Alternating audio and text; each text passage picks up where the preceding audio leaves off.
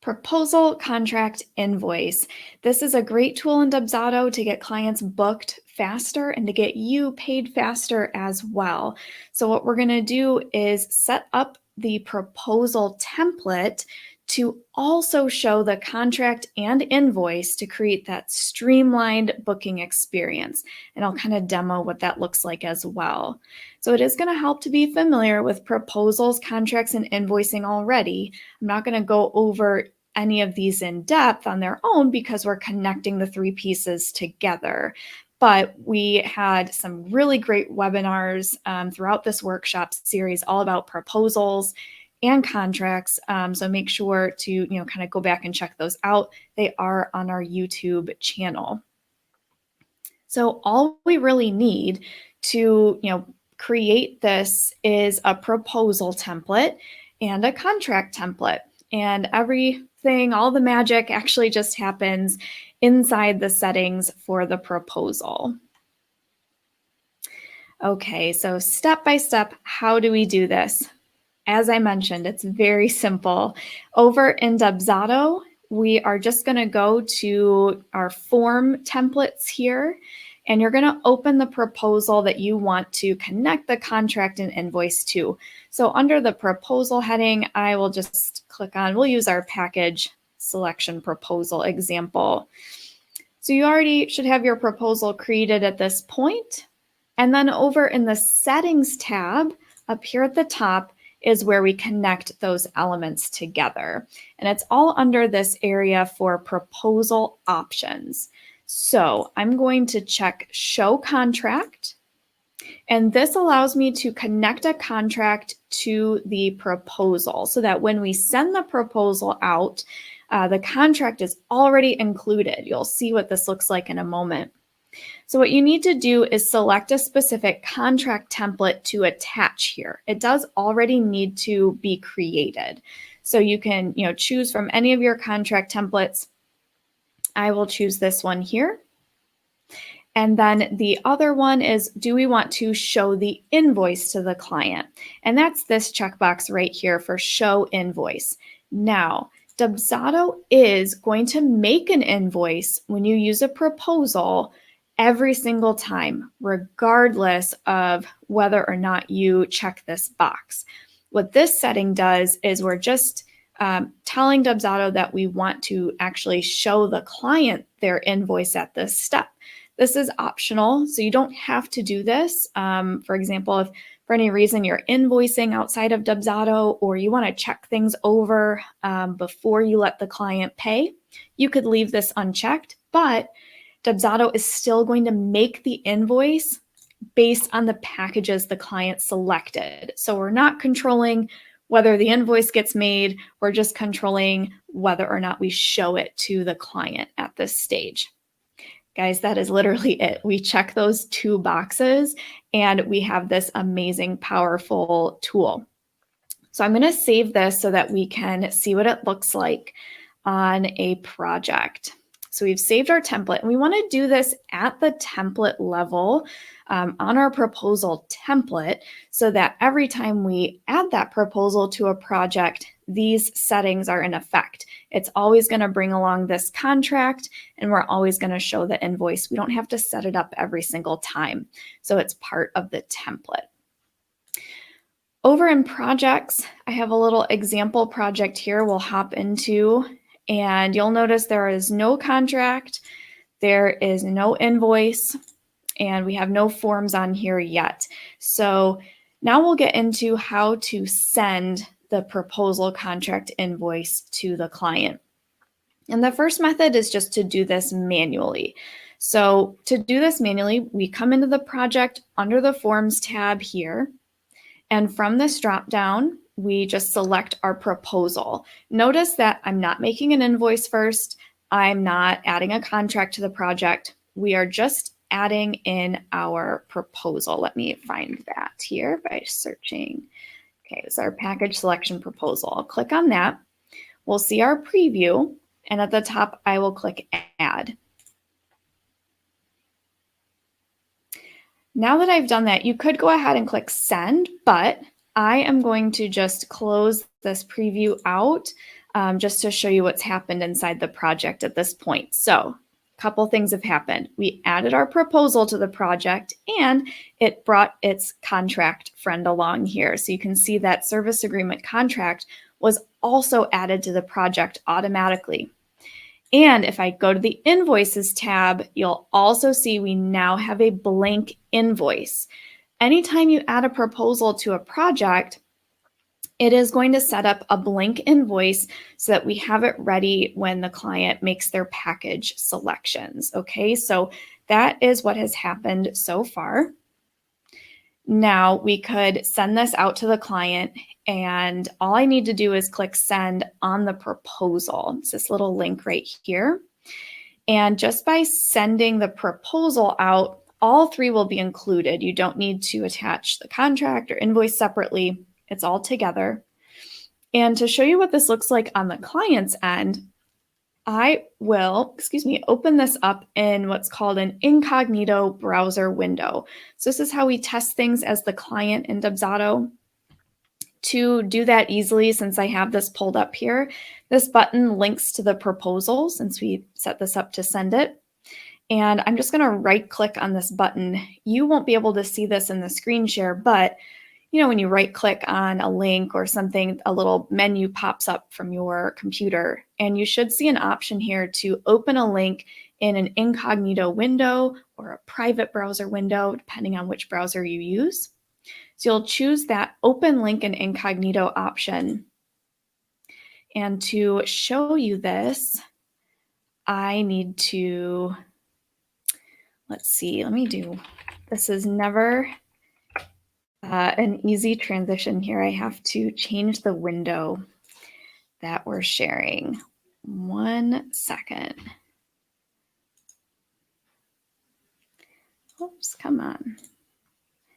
All right, let me just switch this over. Here we go. All right, so here's what our proposal contract invoice looks like from the client's perspective. So when they click on that link in the email that you send them, the first thing that they're going to see is the proposal, and it's going to open right up here. They're going to be able to go through and select, whichever package or packages that they want. They can make those choices. They'll see their total at the bottom and click submit and next. And this will take them right over to the contract. So you no longer need to send a separate contract or anything like that. It will all be right here. So the client will go through, sign their name, and click agree at the bottom of that contract. And the page will just automatically reload right on to the invoice here. And the invoice will show whatever the client selected on the contract. So this is that ultra streamlined booking process. You can see the client doesn't have to go find their contract or find their invoice. They can just go right through. And by the time they get to the invoice, if you have that payment processor connected to Dubsado, Stripe, Square, or PayPal, the client can go ahead and pay right here. So this is how you can get those bookings done really quickly. Put the ball in your client's court to make the choice how they want to work with you, and you no longer have to chase them down. It's so much easier to just send a proposal after a consultation call and include the contract and invoice and say, hey, it's great speaking with you. If you're ready to move forward, follow this link here and you'll get booked. And it's so much faster than all of that back and forth. Let me switch back again to our previous, to the back end, so to speak. Here we go. Okay, so back over in Dubsado, yourself as the business owner, I want to go through a couple different things here. And let me just refresh the page in our project so we can see the effects of what we just did. After the client goes through those steps, you'll see the proposal is completed. the contract will be signed. And if we were a real client, we would have gone ahead and paid the invoice. And that invoice is created here. I want to go through, back in our handout, I want to go through also how to send this out in a workflow. So the proposal itself, the proposal contract invoice itself is a little bit of automation built in without a workflow at all. So if you're just looking to streamline the process and you're not ready for workflows yet, you can follow this manual method of sending out the proposal contract invoice, and you'll still see a lot of benefits from that. But if you are using a workflow and you want to send the proposal through the workflow, there's just a couple simple things to know. Back in Dubsado, let's go to a workflow that sends a proposal. And here's an example here. In this short workflow that sends a proposal out, notice that we just have the action send form package selection proposal. And this is the one that we attach the contract and invoice to. Notice that in the workflow, I don't have any actions to also send the contract or send the invoice. If you are in your workflow and you see actions, you see actions to send the contract, and you also have an action to send the primary invoice. This is a mistake we see often where you're trying to do a proposal contract invoice. You want them all three together, but the way you've set it up in the workflow is they're being sent as separate steps. So this is not what we want. As long as the proposal settings for those options, the boxes that we checked for show contract and show invoice, as long as those are in place, you do not need separate actions to send the contract or to send the invoice. So it's just the send form, and that is what goes into your workflow. Back in our notes here, I just want to review a little bit as well the sequencing. I know Cameron talked about this in his webinar on proposals a couple weeks ago, but just as a refresher and to help understand what is happening on the back end, just so that you can take advantage of some of these tips for the contract and the invoice that I'll share in a moment, let me just review what is happening. So to the client, or basically, on the back end, as we saw, when we add the proposal to the project, that empty invoice gets created. You're sending the proposal out to the client. So that's what they see. And the submitting the proposal, that action by the client is what adds those selections to the client's invoice. So it's at the moment the proposal gets submitted that the packages are added onto the invoice.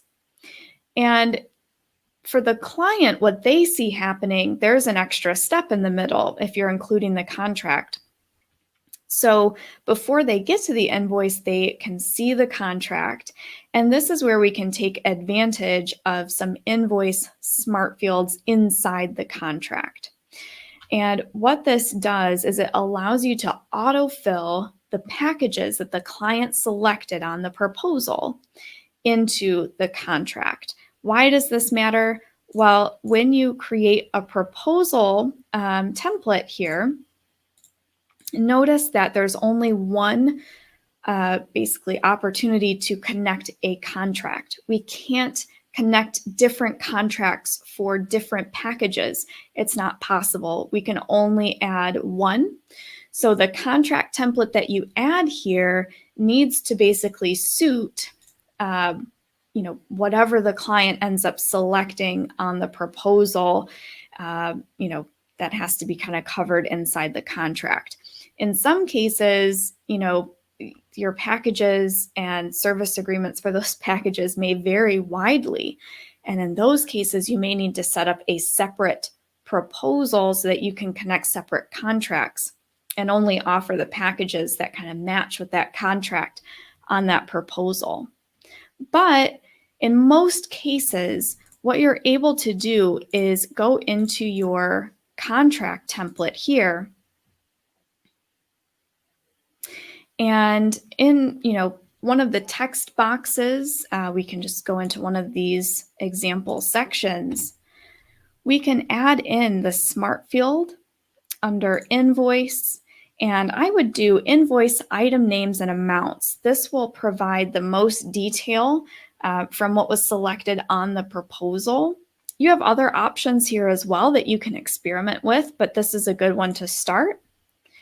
And you can also put in a total. A lot of folks will want to put in, kind of the total fees. So you can do this invoice total smart field option here, just to echo this information in the contract. And again, the reason this works for these invoice smart fields is because the invoice is being generated as soon as that proposal is submitted. So we can autofill that information onto the contract. Okay, so with these changes here, and I'm just going to highlight them in a different color, just so that we can really see it take effect. I'm going to go back to our project, and I'm just going to, let's see what we should do here. I'm going to kind of start over from scratch.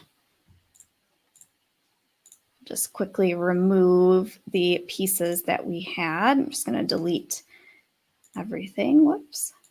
There we go.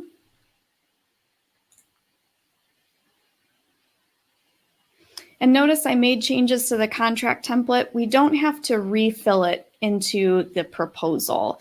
It'll pull the updated version the next time we apply it here. All right, so let's add our package selection proposal in. And it brought along the contract. Let's preview it really quick, and you'll see nothing is filling in just yet because we haven't submitted the proposal to generate the invoice. I cleared out what we did before. So if I go through and let's open this up. Another way to get this open is to click View, and you can copy the link here, and then from your browser, you can choose to open a new incognito window. So let's swap back over there. Okay, so now as we complete this, I'm going to choose a different package, put in, some add-ons here, and submit the proposal. Now when we get to the contract, you will see that that information is filling in here. So all of the details that you included in your package templates, they will fill in onto the contract. So anything you put in the description will show up on the contract. And you can also show the total, and you have those other invoice smart fields to play with as well. So this is a great thing you can do to make one contract template work for one proposal template, and it will automatically customize based on the client's selections. Okay, let's go back one more time.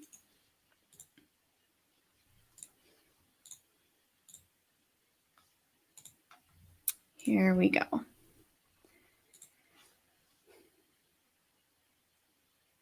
Uh-oh, I think I closed the wrong thing. There, now we're back. All right, so back in our handout here, those are my contract tips, using those invoice smart fields in your contract to have it auto-populate based on the client selections. And then remembering that each proposal can only take one contract template at a time. So if your contracts are very specific to the packages, there's a lot of verbiage that cannot be covered by what's in the package templates, what's showing on the invoice, you may need to kind of adapt to this and create different proposals and different contracts for different packages. Just to wrap up here, a couple of tips with the invoice. Each proposal can only accept one payment schedule as well. So you'll notice that in here as we were setting up our settings, notice that there is an option here to add in a payment schedule. If you're going to be sending the proposal contract invoice manually, the first way we demonstrated, you can go ahead and select a payment schedule here, and it will automatically be applied to that new invoice that gets created when you add the proposal to the project. So that's one way of doing it. If you're going the workflow route, however, you're going to leave this blank. And instead of adding the payment schedule to the proposal, you will add it inside of the workflow itself. So notice inside of this workflow at the top, we have a payment schedule selected here. If I tried to put it on both, we would end up with some errors. So only put it on the workflow. Don't put it in the proposal settings if you're sending that proposal through the workflow. And what this will do is just open the door for you to trigger actions based off of those scheduled payments. We won't get too far into that today, but just good to know about the payment schedule. And because it's like the contract, you may have to think about a little bit how you structure your proposals, which packages that you're offering, with the knowledge that only one payment schedule can be applied. So you may need to create different proposals, different workflows, possibly if you need to offer lots of different payment schedules. The last thing I want to quickly cover is that proposals are always adding selected packages to what's called the primary invoice on the project. So if we go back to our project here, and we go to the Invoices tab, you'll notice there's a secondary tab here that says Invoice List. When you click on that, you will see a list of all the invoices on the project. So you can have more than one here. And, basically whichever one is shown as the primary, you can see that primary button here on the right, that is the invoice that will receive any packages selected from the proposal.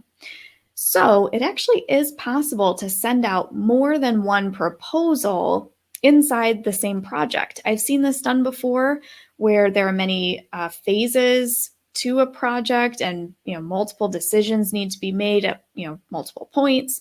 Maybe you start as a photographer, you might start with a proposal for what type of session the client wants, and later you want to send another proposal for them to order prints or an album. So there are use cases for it, but you just have to be a little careful in how you handle it. Definitely, you would need to consider adding an additional invoice to the project by clicking this add button. So we're just making another blank invoice and going back to the invoice list. And then you'll be able to make that new invoice primary. And by doing this, we've set up a new blank invoice. That way, if we send another proposal out, it will add the balance onto that blank invoice instead of onto the original. You especially want to do this when that original invoice will have already been paid in full before sending out the second proposal. So just something to think about. It won't apply to everyone. Most folks will just have the one invoice, but it's just good knowledge to have how this works with the primary invoice, what Dubsado is actually doing behind the scenes to generate that invoice for your clients. All right, that is it on the proposal contract invoice. Like I said, super simple to set up, super powerful tool. And for those of you, still getting started in Dubsado, this is a great way to introduce some automation into your business process, even before building entire workflows. So this is a great tool to have in your tool belt.